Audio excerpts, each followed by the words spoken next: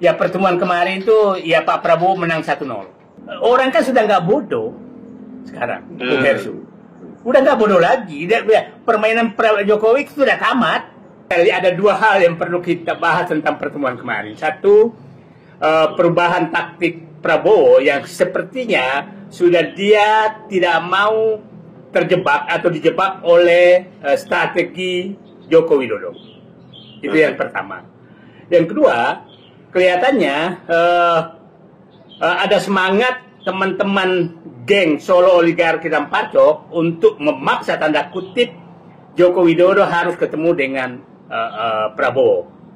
Dan yang ketiga baru kita bahas kira-kira apa yang dibahas dengan keadaan seperti ini. Nah, yang pertama kita lihat ya, Pak Prabowo jarang sekali namanya presiden tuh melakukan pertemuan tertutup, sangat tertutup. Ini sangat tertutup loh ini. Tidak ada yang tahu siapapun, tidak boleh dibocorkan oleh siapapun, dan termasuk tidak ada orang di Kertanegara yang tahu. Nah, kebocoran ketertutupan seperti ini jarang sekali terjadi. Jadi ini super tertutup. Sepertinya Presiden Jokowi keluar mungkin di pikirannya kurang ajar juga Prabowo ini. Nggak ada lagi bocorin. Akhirnya dia bocorin sendiri. Dia bocorin sendiri. Nah, yang kedua, bahwa tidak ada lagi orang mendampingi presiden, baik dari Pak Prabowo maupun dari dari Jokowi. Nah, ini menunjukkan bahwa Pak Prabowo sudah menyadari ini ada permintaan yang nggak boleh ada yang dengar apapun, agar Pak Prabowo tetap jalan dengan dirinya tanpa bocor apapun. Nah, sehingga berbeda sekali pertemuan-pertemuan sebelumnya. Ingat, tanggal 13 Oktober saat Presiden Prabowo atas desakan juga geng Solo Oligarki dan Pacok hasil rapat di IKN 11 dan 12 Oktober 2024. Jadi kira-kira itu kesepakatan. Apa yang terjadi saat itu? Berubah semua nama susunan kabinet. Oke? Clear ya? Nah, sepertinya Pak Presiden nggak mau lagi dijebak oleh Jokowi dengan gaya seperti ini, gitu kan? Nah, yang kedua, pertemuan-pertemuan sebelumnya itu selalu diglorifikasi oleh Jokowi. Diglorifikasi untuk kepentingan dia. Oke? Nah, sepertinya Pak Prabowo nggak mau lagi.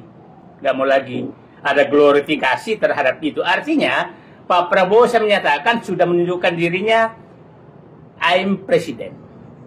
Dan saya pengambil keputusan, tidak boleh ada yang tahu keputusan yang saya ambil. Nah, contohnya, kita kemarin pada saat itu dipanggil Menteri Menhan dan Menristek Dikti.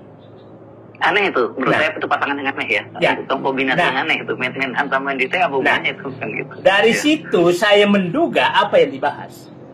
Dari situ saya bisa menduga apa yang dibahas. Kenapa? Dua menteri ini betul-betul difokuskan untuk menertibkan tambang.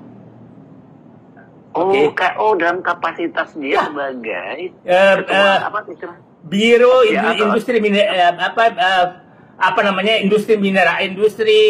mineral gitu kan, hilirisasi lah. Ketua.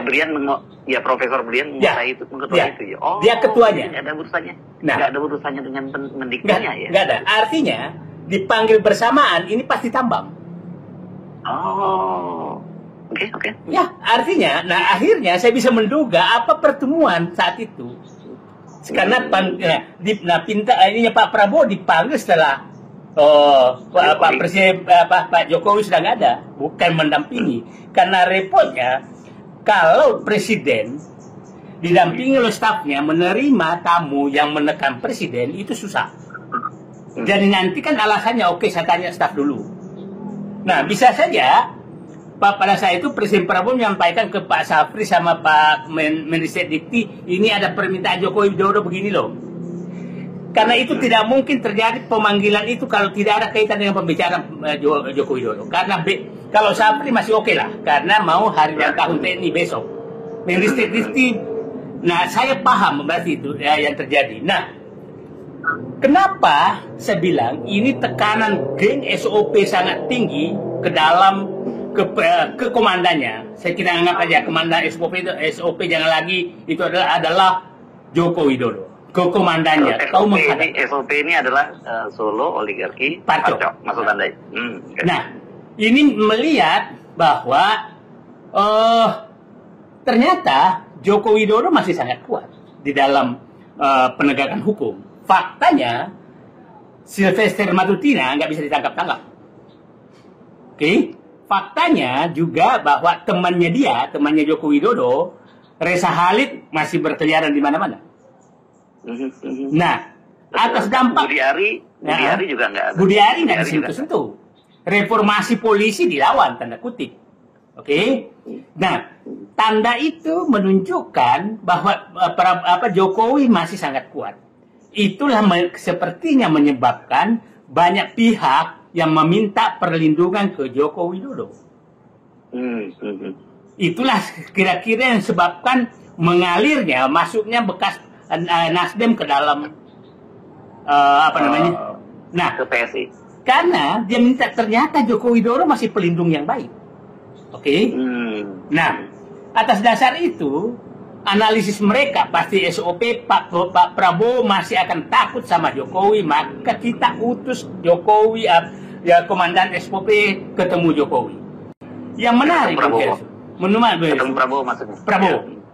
Yang menarik kan tadi hari ulang tahun TNI kan tidak hadir ya.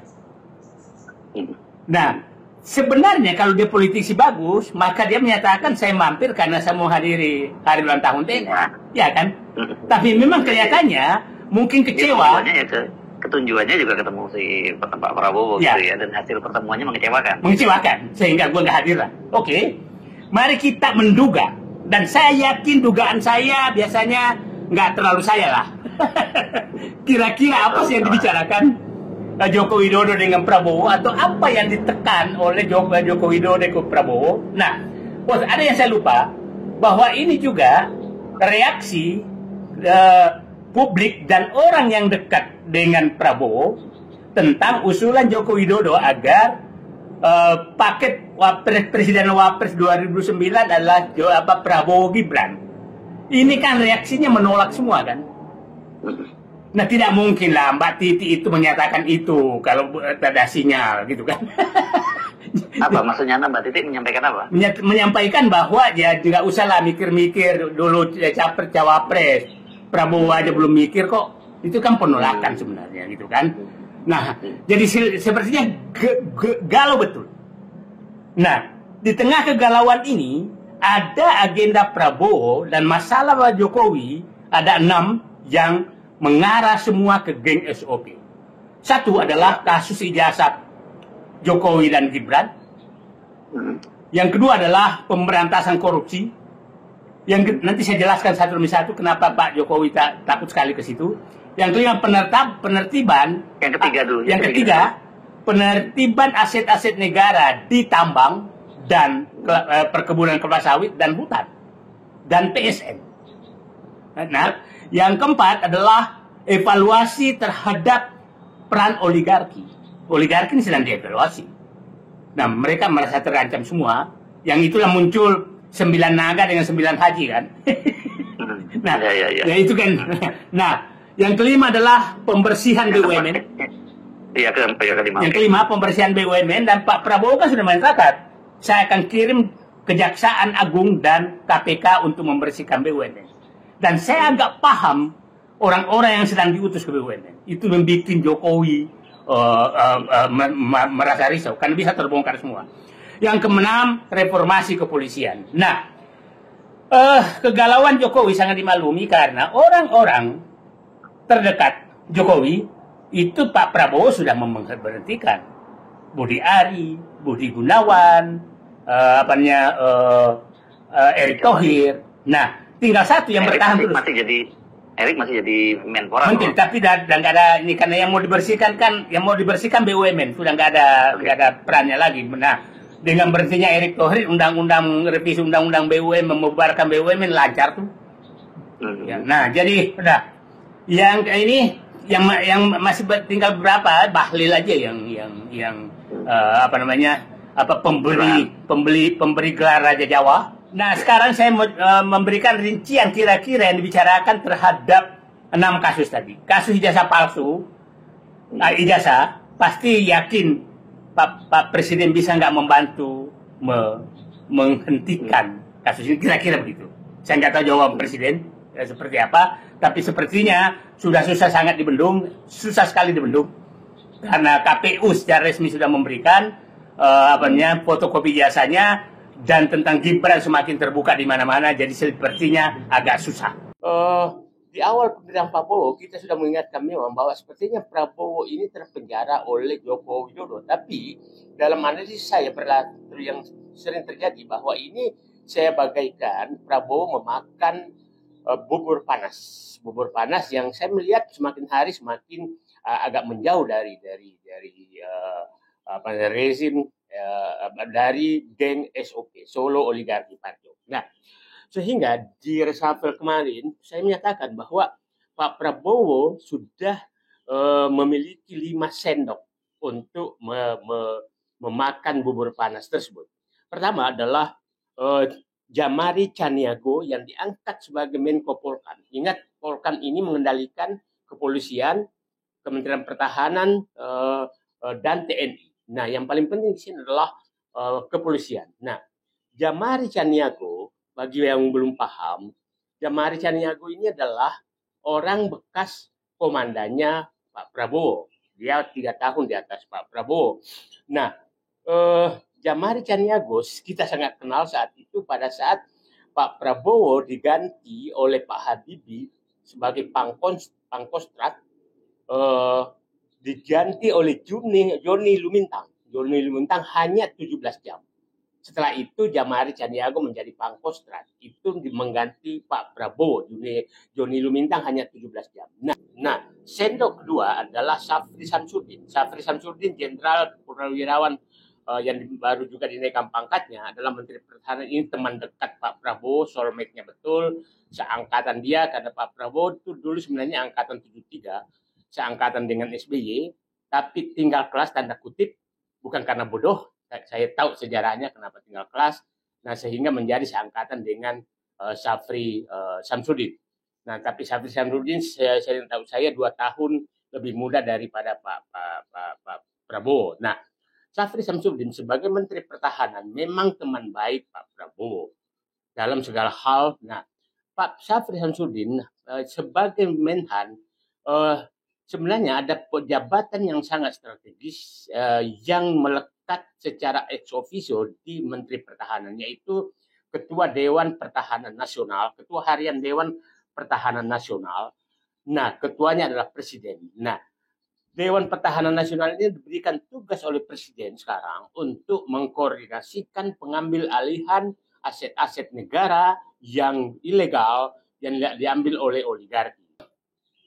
Sendok ketiga adalah Ahmad Doviri. Ahmad Doviri kita kenal bahwa ini, saya banyak bertanya kepada senior-senior Polri bahwa ini salah satu personel Polri yang sebenarnya berada di garis lurus. Dia 2 tahun di atas Sigit Kapolri, jabatan terakhir Wakapolri dan pensiun, dan orang inilah yang memecat Sambo pada saat terlibat penembakan sopirnya, dan kita tahu penyimpangan terjadi. Dialah yang melakukan pemecatan Ahmad Doviri ini. Nah, kita tahu bahwa pengangkatan Ahmad Doviri ini menarik karena sebelum diangkat menjadi staf khusus Presiden bidang ketertiban dan urusan ketertiban dan keamanan serta reformasi kepolisian Republik Indonesia. Dan sebelum diangkat, diangkat sebagai staf khusus, maka bukan staf khusus, penasihat khusus Presiden. Nah, sebelum diangkat menjadi penasihat khusus Presiden, beliau dinaikkan pangkatnya menjadi bintang 4. Ini artinya memang ditugaskan untuk melakukan reformasi kepolisian. Saya bertanya kepada banyak pihak dan menganggap bahwa Ahmad Doviri ini memang hanya tertutupi kemampuannya selama dia dibawa Sigit. Nah, kita berharap bahwa Ahmad Doviri ini mungkin segera membentuk komite reformasi kepolisian yang Presiden segera membentuk, tentunya Ahmad Doviri yang mengendalikan. Dan jadi Jadi sepertinya Pak Presiden sekarang ingin Ahmad Doviri ini melakukan pembenahan di kepolisian Republik Indonesia, termasuk bagaimana menjaga ketertiban masyarakat. Ini sendok ketiga. Sendok keempat, Pak Presiden sekarang adalah Purbaya, Menteri Keuangan. Purbaya ini sebenarnya istilah saya membuka kotak Pandora kesalahan, monopoli kebenaran kebijakan ekonomi yang dibuat oleh rezim pemikiran Sri Mulyani selama lebih 20 tahun yang faktanya betul-betul merusak, tidak memberikan perbaikan apapun terhadap ekonomi Indonesia. Pasti pihak lain membantah. Saya ingin memberikan bukti bahwa sejak Sri Mulyani menjadi presiden sampai sekarang, utang naik itu dari 1.400 triliun menjadi 10.000 triliun utang pemerintah. Bunga utang naik dari sekitar 1,5% menjadi 7%. Ekonomi Indonesia itu jauh lebih tertinggal dari seluruh negara-negara ASEAN yang sekarang menjadi hanya mungkin mendekati setara dengan Timur Leste. Dan padahal pada saat Sri Mulyani masuk sebagai menteri mengendalikan pemikiran pembangunan ekonomi Indonesia itu di atas dengan negara-negara ASEAN. Itu sendok keempat. Sendok kelima adalah Rosan Roslani. Rosan Roslani ini CEO Danantara, Menteri Investasi sekarang. Dengan diberhentikannya Erick Thohir, maka artinya BUMN itu betul sekarang di bawah komando Danantara. Nah, sehingga Rosan kita harap betul-betul menjadi sendok kelima menyelesaikan masalah rusaknya BUMN oleh rezim Jokowi dan Erick Thohir dan Sri Mulyani, karena betul-betul dirusak sama dia. Dan saya pikir pemberhentian Erick Thohir sebagai Menteri BUMN dan dijadikan Menpora itu tujuan Prabowo adalah untuk agar kendali BUMN betul-betul di tangan satu orang. Karena kita tahu bahwa pintu masuk kerusakan BUMN sampai sekarang, walaupun Danantara sudah ada, adalah Erick Thohir. Erick Thohir lah pintu masuk, geng Solo semua masuk menjadi komisaris BUMN dengan gaji yang miliaran rupiah. Itulah pintu. Jadi pintu ini betul-betul ditutup oleh Prabowo. Nah, orang bertanya, Rosan ini kan tim suksesnya Gibran sama Prabowo. Apakah orang ini geng Solo? Saya menyatakan, saya kenal beliau. Beliau adalah profesional. Nah, saya pikir Pak Prabowo juga tidak mungkin sembarangan mengangkat dua tempat, Menteri Investasi dan kepala dan CEO Danantara.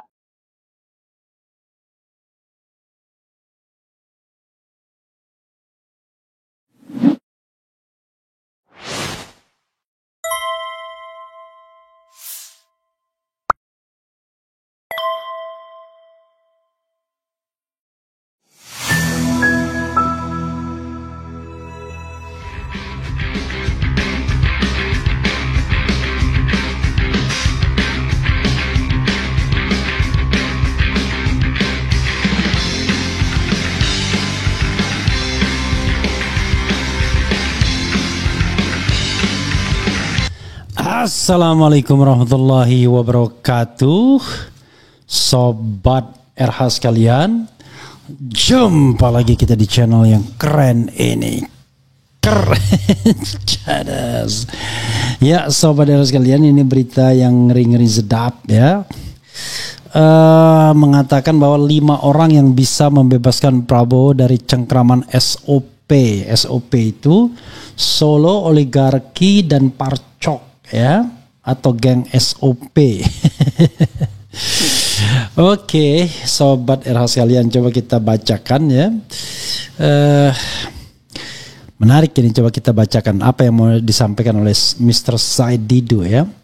Sebagaimana dilansir oleh Jakarta1.com. Jakarta1.com, pengamat politik Muhammad Said Didu mengungkap strategi Presiden Prabowo dalam membebaskan diri dari cengkraman geng Solo Oligarki Parcok, geng SOP yang selama ini mengendalikan pemerintahan. Dalam analisisnya, Said Didu mengibaratkan perjuangan Prabowo seperti memakan bubur panas yang harus dimulai dari pinggir, tidak langsung dari tengah agar tidak membakar lidah. Menurutnya, Prabowo kini telah memiliki 5 sendok strategis untuk menghabisi geng SOP. 5 sendok itu adalah: pertama, Jamari Caniago. Didu sebut Menko Polkam ini untuk mengendalikan kepolisian. Pengangkatan mantan komandan Prabowo sebagai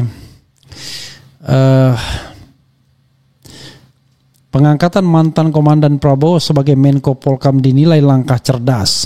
Jamari Caniago yang dulu memecat Prabowo sebagai Jenderal TNI kini justru menjadi kepercayaan Prabowo untuk membenahi kepolisian, kata Said Didu di kanal YouTube-nya yang diunggah Kamis. Kedua adalah Menhan Safri Samsudin. Didu sebut sebagai sendok kedua untuk merebut aset negara.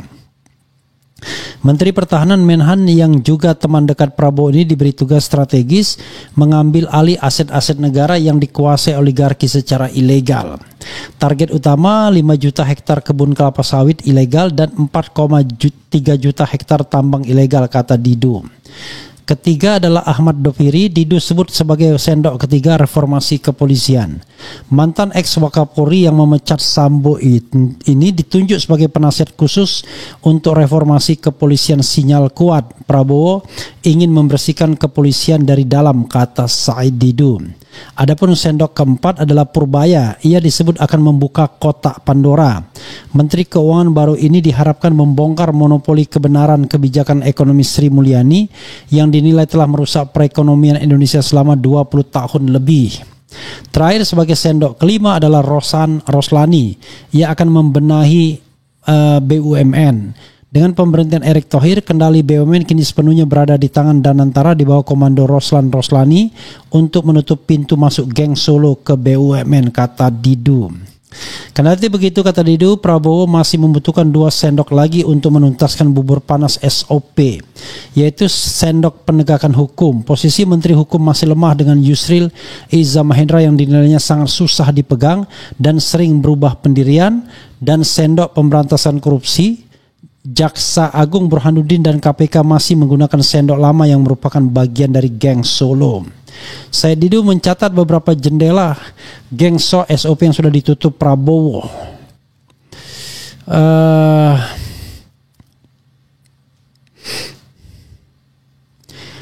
Said Didu mencatat beberapa jendela geng SOP yang sudah ditutup Prabowo dengan diberhentikannya Budi Aristiadi, Kepala PCO Hasan Nasbi, dan Erick Thohir dari BUMN. Setelah semua ini selesai dalam 1 tahun, Prabowo harus berani merampingkan kabinet yang terlalu gemuk dari 48 menjadi 30-32 menteri, tegas Said Didu.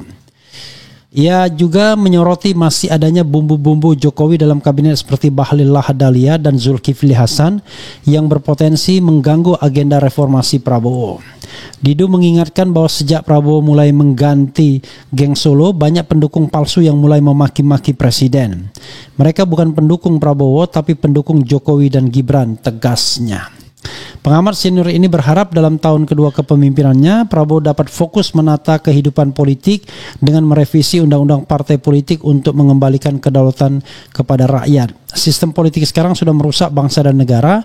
Perusak terbesar adalah partai politik dan politisi, tutup Said Didu dalam analisisnya.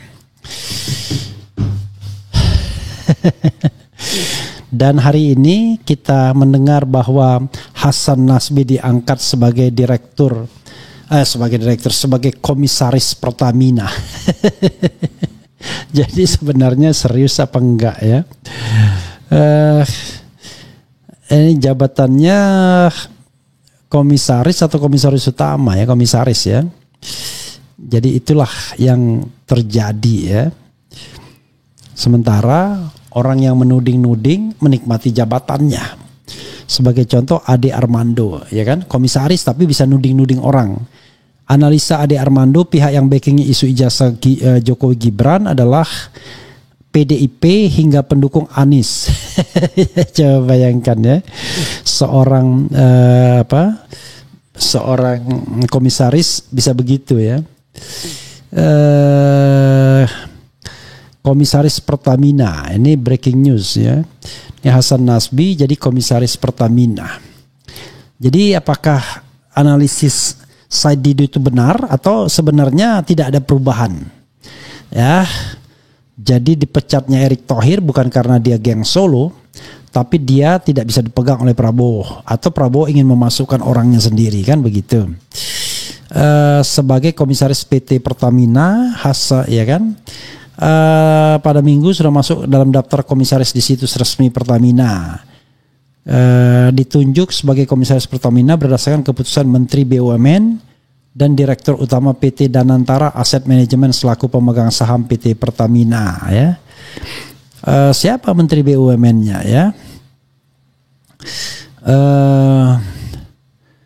Vice President Corporate Communication Pertamina Fajar Joko Santoso mengamini hal ini.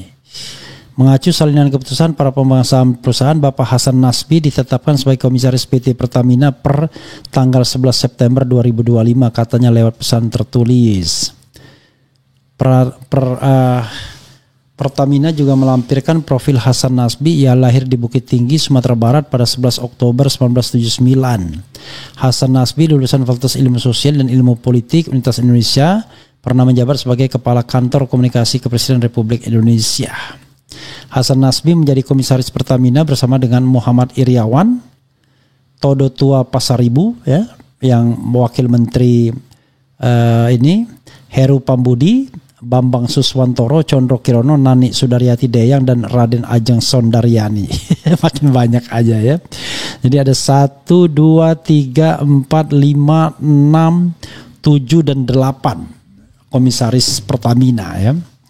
Jadi sahabat era sekalian, apakah benar klaim Said Didu, ya?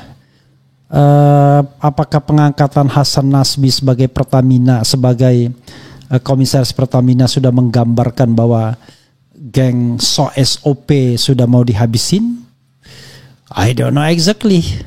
Ya, kadang-kadang tidak semudah itu, ya. Yang jelas yang dihabisi itu adalah mereka yang terkait dengan PDIP itu yang dihabisi, ya. Ada Budi Gunawan, ada Wakil Menteri Kehutanan, ada Kepala LKPP, ya. Tetapi yang terakhir, yang terkait geng Solo, Budi Ari wajar diganti karena dia terlibat judol, ya, langsung maupun tidak langsung. Kemudian Dito Aryo Tejo terlibat BTS. Apalagi Sri Mulyani memang sudah mau mengundurkan diri. Hasan Nasbi memang dianggap tidak mampu dan lain sebagainya. Tetapi Bahlil masih ada di sana, ya. Erlangga Hartarto masih ada di sana. Raja Juli Antoni masih ada di sana. Tapi jadi banyak geng-geng Solo yang sesungguhnya masih ada di kekuasaan. Jadi tidak selamanya benar sendok menyendok bubur panas ini, ya. Maka kita ke depan kita harus siap-siap saja dengan analisis bahwa Prabowo barangkali bukanlah yang seperti yang kita pikirkan, ya. Prabowo adalah presiden yang mau berkompromi dengan geng Solo. Atau kalaupun kemudian ingin menunjuk orang-orangnya, ya lama negosiasinya. Hasan Nasbi dihilangkan tapi dimasukkan ke Pertamina. Ya, mungkin Hasan Nasbi lebih bersyukur jadi komisaris Pertamina ketimbang menjadi kepala PCO, ya, Presidential Communication Office, ya, di bawah tekanan yang terus-menerus. Kalau Pertamina gaji besar, nggak ada tekanannya. Jadi sobat era sekalian, itu sama seperti menteri yang menjadi komisaris mandiri, menteri olahraga yang dari Golkar itu lebih memilih menjadi komisaris mandiri. Yang menjabat wakil ketua umum PSSI, ya, entah masih apa enggak gitu, ya. Begitulah sobat RH sekalian, ya, mau diapakan lagi. Jadi ke depan, ya, kita menganalisis berdasarkan apa yang ada saja. Peta posisinya hari ini begini, ya, kita ungkapkan. Jadi kalau hari ini Erick Thohir digeser ke Menteri Pemuda dan Olahraga. Bukan karena dia geng Solo menurut saya, tetapi karena memang Prabowo ingin betul menguasai BUMN dengan danantaranya, sehingga tidak ada lah yang namanya dual loyalitas. Jadi adanya monoloyalitas. Tetapi bisa juga apakah Erick Thohir dengan Jokowi patuh? Saya kira enggak juga ya. Sebagai seorang profesional, Erick Thohir patuh dengan dirinya sendiri, patuh dengan kepentingannya sendiri. Buktinya dia berkampanye untuk menjadi calon presiden atau wakil presiden. Kemudian jangan-jangan yang menandatangani pengangkat Hasan Nasbi siapa? Doni Oskaria. Doni Oskaria juga ada kaitannya dengan geng Solo. Nanti kita lihatlah apakah betul ya analisis sendok-sendok itu. Kalau Jamari Caniago ya mungkin tidak ada kaitannya sama geng Solo. Yang kedua kalau Safri Samsudin ya. Kemudian kalau siapa lagi tadi Purbaya, Isid belum tentu juga Purbaya. Saya belum tahu track recordnya, tapi yang jelas dia orangnya Luhut Panjaitan dalam banyak kesempatan. Kemudian yang keempat, apakah kemudian kita tidak tahu akan lebih baik dengan Menteri Keuangan Purbaya ini atau tidak, karena saya to some extent masih mempercayai Sri Mulyani walaupun orang menjadi involutif kalau lama dalam kedudukan yang sama ya. Kemudian apakah Ahmad Doviri memang bisa diharapkan untuk menjadi ujung tombak reformasi kepolisian? Jangan lupa Ahmad Doviri orang yang bisa diterima konon katanya, tetapi kan diterima itu kadang-kadang sering karena dia kompromi. Kita tidak tahu kan. Kemudian apakah yang kelima tadi siapa? Apakah dia juga orangnya ya yaitu Purbaya. Kemudian kelima adalah Rosan Roslani. Kalau Rosan Roslani kita tidak tahu karena Rosan Roslani ternyata tidak ditunjuk sebagai caretaker atau PLT Menteri BUMN, yang ditunjuk malah Doni Oskaria. Karena Doni Oskaria wakil menteri. Mungkin akan digabungkan dengan Rosan Roslani. Nah, kita lihat dengan 5 ujung tombak ini atau 5 sendok ini, Jamari Caniago, Menhan Safri Samsudin, kemudian Ahmad Doviri, Purbaya, dan kemudian apalagi siapa yang terakhir tadi, Rosan Roslani. Kemudian dicari sosok di bidang hukum dan di bidang pemberantasan korupsi ya, karena Yusril dianggap lembek, KPK juga tidak seperti yang diharapkan. Kejaksaan Agung punya agenda sendiri. Kita tunggu 2 sendok lainnya. Nah, apakah dengan 7 sendok itu istilah Said Didu, kita bisa berharap kepada Prabowo Subianto? Barangkali sudah saatnya kita tidak lagi mengidentifikasi orang berdasarkan apakah dia geng Solo atau tidak, tetapi kita mengidentifikasi orang berdasarkan kinerjanya, berdasarkan integritasnya, berdasarkan ya 2 saja, kinerja dan integritas. Kinerjanya baik dan tidak korup.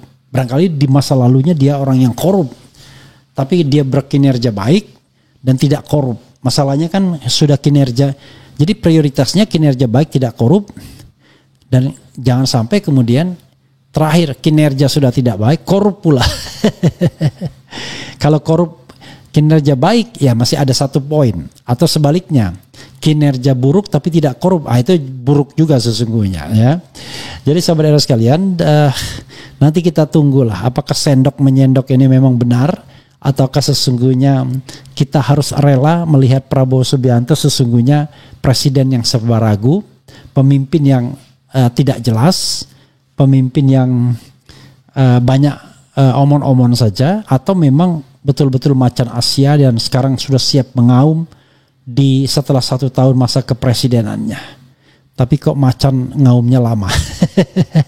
Macan kok bernegosiasi, berkompromi. Harusnya dari awal orang-orang yang terindikasi korup itu tidak diangkat dong. Ya, tidak boleh didikte oleh geng Solo. Tapi whatever it is, kita akan lihat ya. Mudah-mudahan arah pemerintahan makin baik. Ya. Mudah-mudahan para pencoleng makin berkurang di seputar kekuasaan, atau sebaliknya ternyata kita harus rela melihat bahwa negeri ini biasa-biasa sajalah.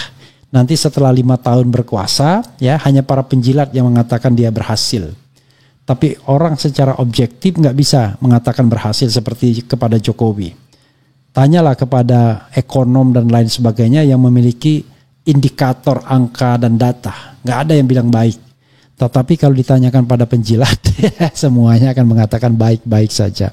Nah, mudah-mudahan di akhir pemerintahan yang mengatakan Prabowo baik itu orang yang dengan fakta dan data, bukan orang yang ingin menjilat, ya, agar diikutkan dalam pemerintahan. Begitu sobat RH sekalian.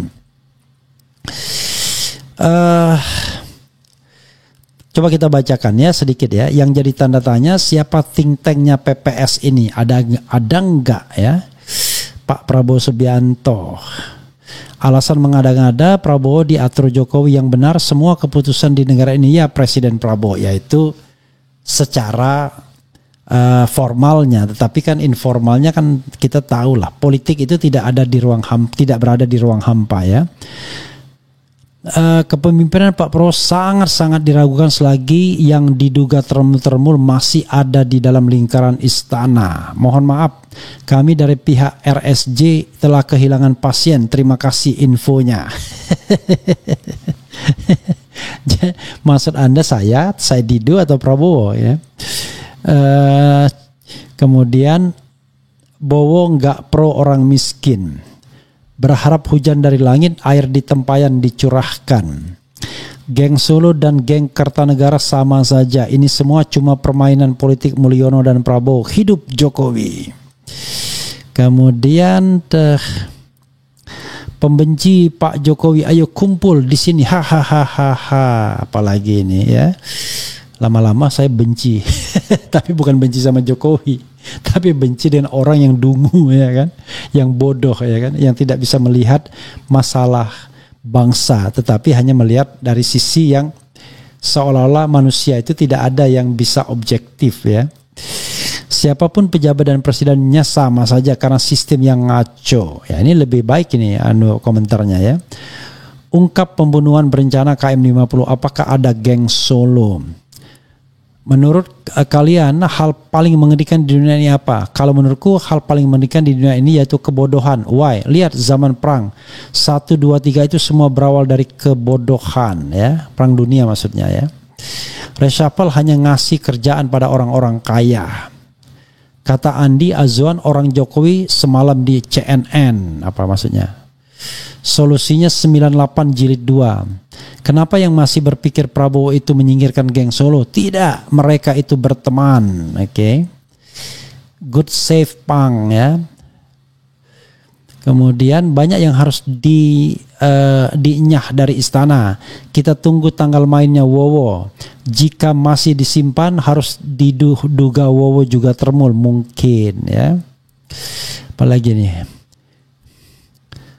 Yusril bilang baling-baling di atas bukit kemana arah angin atau penguasa biar dia diangkat menjadi pejabat. Hahaha. Betul ucapan Ferry Hamsari, bukan Ferry Hamsari, Ferry Amsari ya, F-A-R-I ya, Amsari bukan Hamsari. Dia nggak paham tata negara dan tata pemerintahan yang baik. Pak Anies akan tukar ke sistem khilafah yang bukan demokrasi apalagi. Macan tapi sama Matutina takut ya. Yang harus kita lawan adalah kebodohan. Assalamualaikum Babang Tri, jadi bintang tamu dong. Oke, kasihan Gatot enggak ditanggapin sama presiden. Hahaha, sakitnya minta ampun. Ini hanya orang bodoh aja ya. Hanya orang yang dipikirnya jabatan itu enak ya.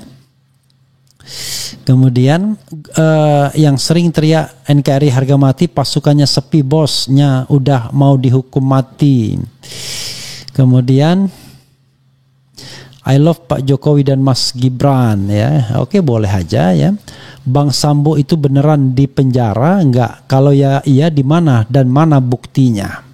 Baca semua toh, haha, panas ya kamu Refli. Aduh, ampun dengan orang-orang yang tak jelas ini ya. Tapi ya itulah ya dinamika demokrasi. Yang paling penting dalam demokrasi itu sebenarnya Anda harus menjadi orang pandai. Pandai bisa berargumentasi dan pandai menolak argumentasi ya, bukan pandai memaki aja, juru maki gitu. Begitu saja sobat era sekalian ya. Saya harus hidup teratur sekarang karena sedang mengarah kepada hal-hal yang jauh lebih sehat. Mudah-mudahan ya, doakan saja. Wassalamualaikum warahmatullahi wabarakatuh. Keren, cerdas.